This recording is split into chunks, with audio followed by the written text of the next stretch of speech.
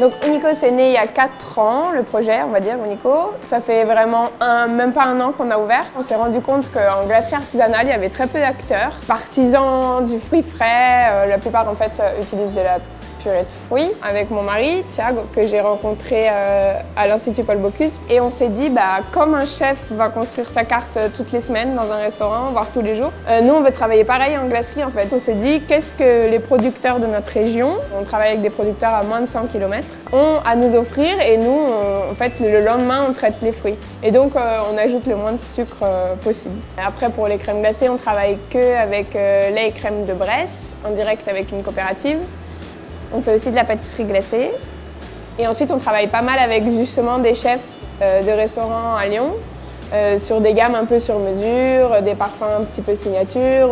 On livre un restaurant mexicain sur une glace popcorn, par exemple. La région Rhône-Alpes, c'est 38% de la production de fruits en France, donc c'était là où on allait trouver les meilleurs fruits, là où on allait être le plus près des producteurs en fait.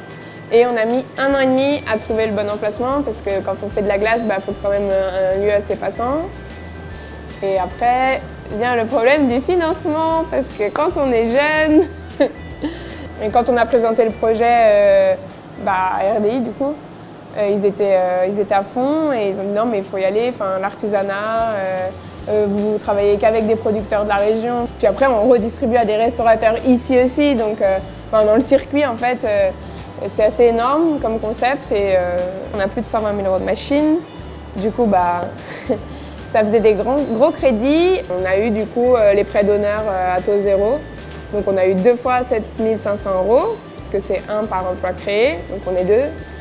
Et du coup, les 15 000 € en fait, c'était notre trésorerie de démarrage. En suivi, après, validation des business plans, voir qu'est-ce qu'on pouvait proposer aussi autour de la glace, surtout pour l'hiver.